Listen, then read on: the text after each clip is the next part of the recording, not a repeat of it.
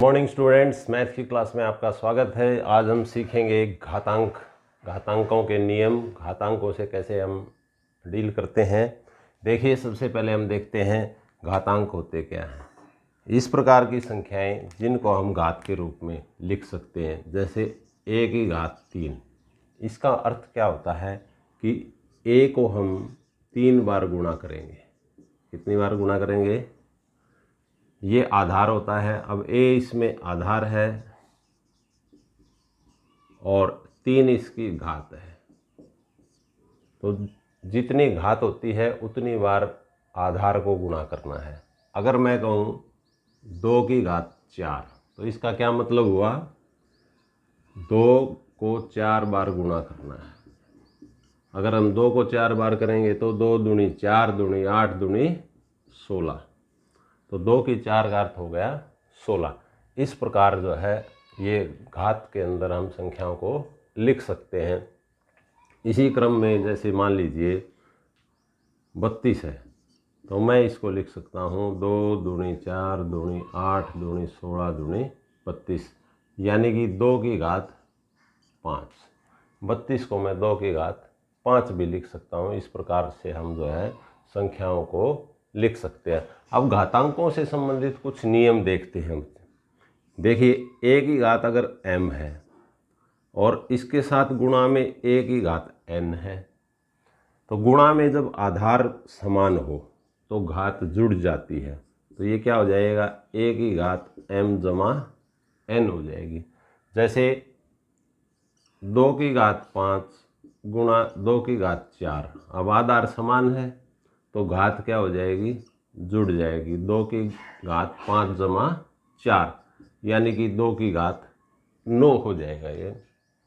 ये पहला नियम था हमारा घातांक का। दूसरा नियम देखिए, गुणा का विपरीत होता है भाग। तो भाग में जब घात बराबर हो तो भाग में जो है जमा की जगह क्या हो जाएगा? घटा हो जाएगा। जो अंश का घात है वो पहले आएगा। जैसे मान लीजिए 2 की घात 5 भाग में 2 की घात 4, इसको हम इस तरीके से भी लिख सकते हैं 2 की घात 5 बटे 2 की घात 4। चाहे इस तरीके से हो चाहे इस तरीके से, भाग है तो ये 2 की घात 5 और घटा में 4, तो क्या हो गया? 2 की घात 1 और 2 1 की घात 1 जो है 2 के बराबर होता है। Is it clear? तीसरा नियम देखते हैं, a की घात m और इस पूरे की घात n। घात की अगर घात होती है तो वो गुणा हो जाती है। ये हो जाती है am गुणा n, या mn भी लिख सकते हैं। जैसे 3 की घात 2 और इस पूरे की घात 3, तो ये हो जाएगी 3 की घात 2 गुणा 3, यानी 3 की घात 6। 3 की घात 6। और देखिए बच्चों, इससे संबंधित कुछ और नियम भी हैं। चौथा देखिए, अगर किसी संख्या की घात 0 है तो वह 1 के बराबर होता है। Anything raise to the power 0 is 1। चाहे कितनी भी बड़ी संख्या हो, जैसे 3 की घात 0 है तो 1, 5 की घात 0 है तो भी 1, 100 की घात 0 है तो भी 1। ध्यान रखना बच्चों, ये कई बार जो है बहुत ही महत्वपूर्ण है, कई सवालों में इसका प्रयोग होता है। आगे देखिए, अगर a की घात m है और गुणा में b की घात bm है, दोनों की घात अगर समान है तो उनको हम a की ब्रैकेट में लिख के घात लगा सकते हैं, a गुणा b की पावर m। यही नियम भाग पे भी लागू होता है। अगर a की पावर m है और बटे में b की पावर भी m है, तो इसको हम a बटा b और दोनों की पावर m जो है लिख सकते हैं। तो ये घातांकों से संबंधित नियम थे। इसके आधार पे हम प्रश्नावली 1.6 करेंगे। आइए बच्चों, देखते हैं एक्सरसाइज 1.6 का पहला सवाल। निम्न का मान ज्ञात करो। हमें अब ये दे रखी है घातांक, इनका मान ज्ञात करना है। देखिए 64 है, 64 को हम लिख सकते हैं 2 की घात 6, 2 की घात 6, क्योंकि 2 को 6 बार गुणा करने से 64 आता है, और इसकी घात 1/2। तो घात की घात का नियम अब लग जाएगा इसमें। घात की घात जो है गुणा हो जाती है, तो 6 गुणा में 1/2, तो 2 तिये 6, तो ये आ गया 2 की घात 3। और 2 की घात 3 का मतलब है 2 गुणा 2 गुणा 2, तो ये हो जाएगा हमारे पास 8। तो बच्चों 64 की पावर 1/2 जो है 8 है। इसी सवाल को आप इस प्रकार भी कर सकते हैं, 64 को हम लिख सकते हैं 8 की घात 2 और इसकी घात 1/2। तो घात की घात गुणा हो जाती है, 2 गुणा 1/2, 2 एकम 2, तो ये आ गया 8। तो आप इस प्रकार भी इसको हल कर सकते हैं। इसके बाद देखिए 32 की घात 1/5, तो इसको हम लिख सकते हैं 2 की 5 32 को, और 2 की 5 और इस पूरे की share power and subscribe this 1/5। video. अब घात की घात तो गुणा हो जाती है, तो 5 गुणा 1/5, तो 5 से 5 कट जाएगा, 5 एकम 5, 1 एकम 1, ये आ गया 2 की घात 1, और ये हो गया हमारा 2। तो ये हमारा आंसर है बच्चों।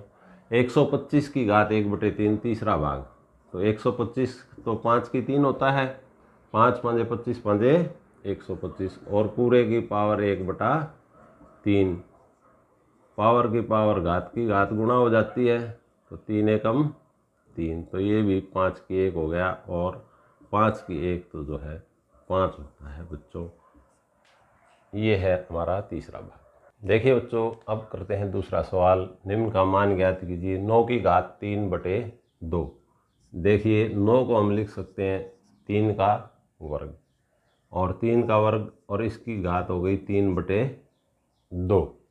तो घात की घात का नियम लगा देंगे। यहाँ पर घात की घात हो जाती है गुणा, 2 गुणा में 3/2, 2 से 2 कट गया, ये आ गया 3 की घात 3। 3 की घात 3 का मान क्या हो जाएगा, 3 को 3 बार गुणा करेंगे, 3 3 होती है 27। तो बच्चों ये हमारा आंसर हो गया।